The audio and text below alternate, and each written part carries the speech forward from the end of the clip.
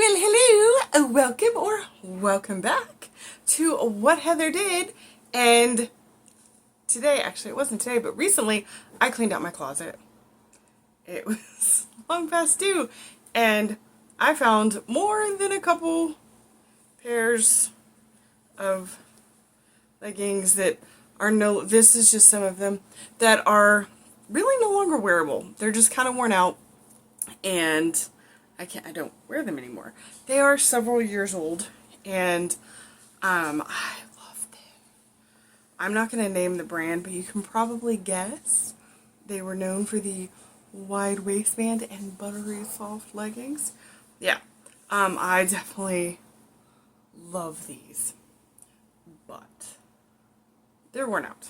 And I don't really have any that have terrible stains. I will say they were usually pretty easy to clean, but I do have a couple that have holes or other problems, and just like I said, they're several years old, and so I cleaned out my closet.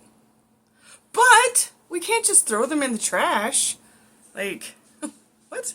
No, we're not gonna put this in the trash. And they're not in good enough condition to send to somewhere to be, given to somebody. Which, before you go after anybody for upcycling clothes, please remember that a huge percentage, because I can't remember the actual percentage, but a huge percentage of the textiles that go to thrift stores end up in the trash anyways, because they can't do anything with them either. So, if somebody is coming up with something to do with clothes that they don't want, or nobody else wants, just let them do it. Like, that's the reuse part, reduce too, because you're reducing waste, but it's the reuse part of reduce, reuse, and recycle. So, there was that soapbox. Now, I'm going to show you, because remember, leggings, these leggings in particular, are made of this really soft material, but they're also really, really stretchy, right?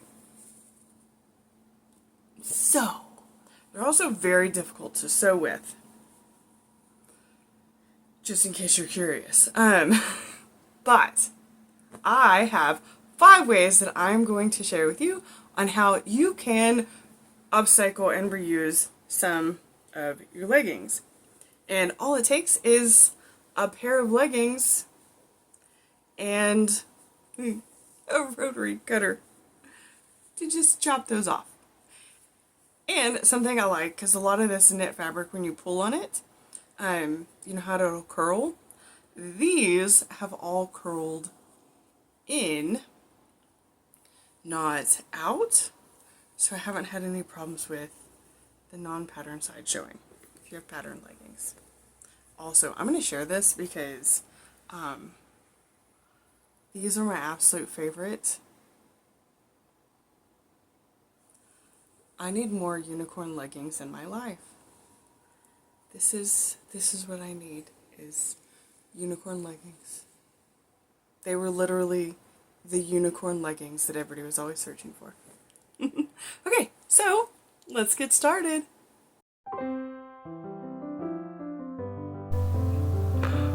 Alright, so my first idea is going to be to use the thigh part of the leggings, which is a little bit thicker, or not thicker, wider, to cut a thicker band and actually turn it into a headband. Because trying to find a headband, like a fabric headband that looks cute but actually stays on my head, it doesn't slip, it's not too tight, because I apparently have a huge head, it's such a struggle. So these were the perfect size. And I just slip it over. I put the seam at the back. And look, it's so cute. But if you're like, I don't want a plain headband, I want something a little bit fancier, you can make a flower.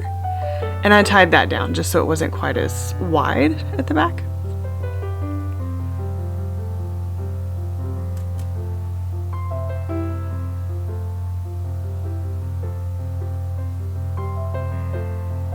I've got a little flower And this stayed amazingly well.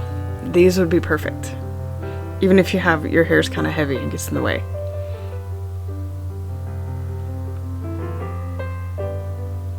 But wait!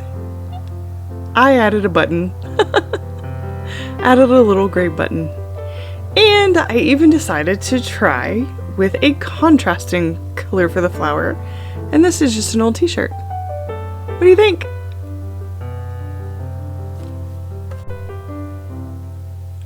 And speaking of flowers, I cut some strips to make some flowers. And I cut these about 2 inches wide.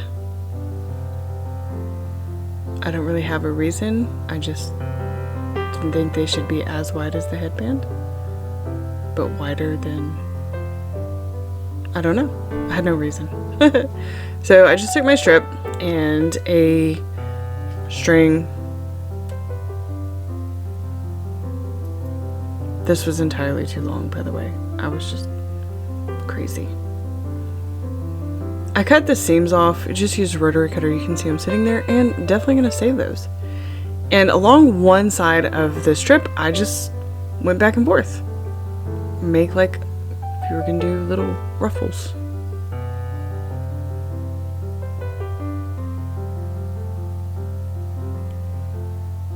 It's thundering outside, so my dogs are crying. And once you get all the way to the end, you just pull it tight. And then I started rolling these, but you roll with like the good side in, because then you're going to lay it out flat. And then just some stitches in the back here. And see how you pulled it out flat, so the pattern side would be on top now, like it was inside when you rolled it, but now it's on top. And then I added my little button.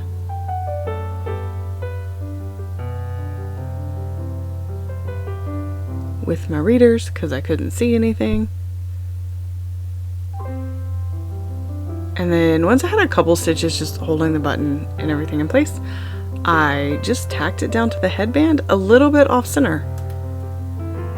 And you'll notice that the headband doesn't actually go straight because I was cutting legs. So, but it doesn't matter because it still looks really cute.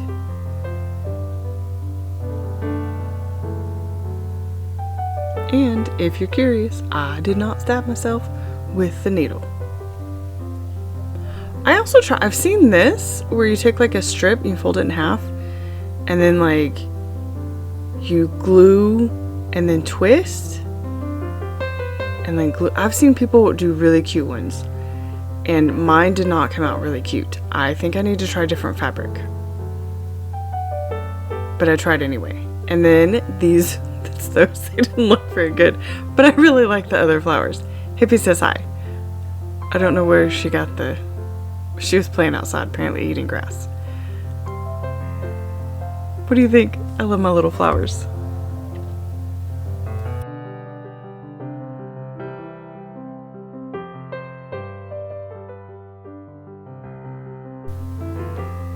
Alright, so here's my third idea. And I'm going to take the smaller strips, they're about 1 inch wide, and from the legs, like, because the legs aren't, you know, very big around, and kind of about 1 inch, cut the seams off, and then struggle to tie these together. I struggle with knots, apparently. And I just tied it, basic square knot. I even did this where you put the 2 little snips and then you run them through there. And struggled with that part too, despite the fact that I've done that plenty. Yep, there was a struggle. I was just experimenting with which knot was a little bit thicker, and honestly they were about the same. This is so stretchy and soft that it was really easy to get the knots down pretty small. Even did a little bit of stitching, which was not any thinner than the knots, like maybe a little, but not a lot. Okay, so here's my first idea. I'm going to save my scraps, but that's not my idea. It's a bracelet! And I just took one long strand and tied it together at the ends. And I put like a little charm over 3 loops. And then you slip it over your wrist. And not tight enough? Just add another loop on there. So this is completely adjustable, like it would fit anybody. Maybe you could wear it as a choker. I didn't, because I have a very big head and I didn't want to try to get it over my head.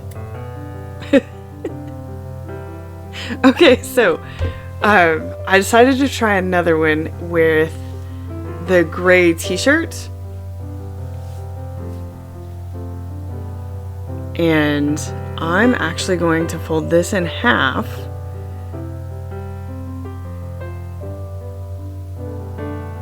And then add a little jump ring for these clasps that I bought years ago on sale. And then I was like, oh my gosh, since they're so cute, I have to have them. And then I don't remember why I bought them. But they were perfect for this.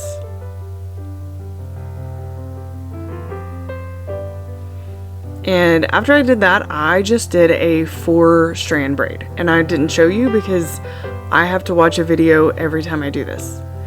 And the only thing, I had to pull it really tight to make sure it looked good. If I didn't pull tight, it didn't look good. And then I'm tied off the end, as you can see me struggling again. And then I just put the other end of the clasp on the other end. And the jump ring is just going around the fabric.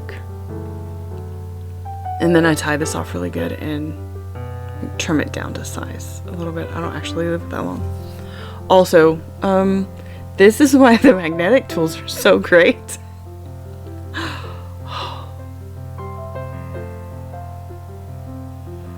Okay, look. And again, adjustable. If you have a smaller wrist, you can wrap it more times. You could wrap it fewer times. It was so cute. And if I'm making a bracelet, I absolutely have to make earrings. Although this is definitely not something I'm skilled at. And if you happen to be liking this video, please hit the like button, consider subscribing, share. Okay, I'm not a professional jewelry person, but I was like, hey, if I tie this little string around here and struggle to tie, why I decided to tie a bunch of stuff when I can't tie, apparently, but it worked. And I did put a little dab of glue on there to make sure it wouldn't come loose. And after playing for a really long time, I came up with this idea. And the beads aren't like wire wrapped because I didn't have any matching wire. So I just used some string. But what I did was I put a jump ring on there and then tied a little knot.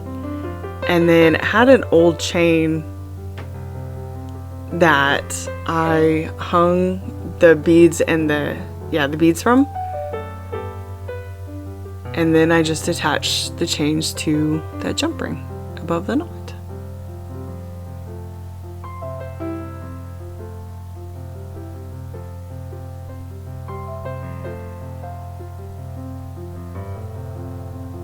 I was struggling to get a good picture of these though.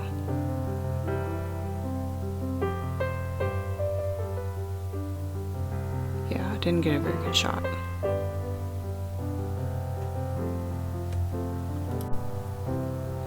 Alright, my last idea is to take it and make t-shirt yarn that you could crochet with. I'm a beginner crocheter, as you can see by all my woobles on the shelf behind me. But I am learning.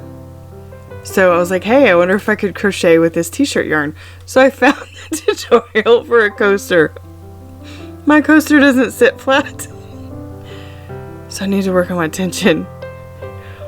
But I made a coaster. If I practice more, I bet I'll get a better coaster. Okay, I'm curious. Comment down below, which idea did you like the best? And be sure to stay tuned to find out what Heather does next time.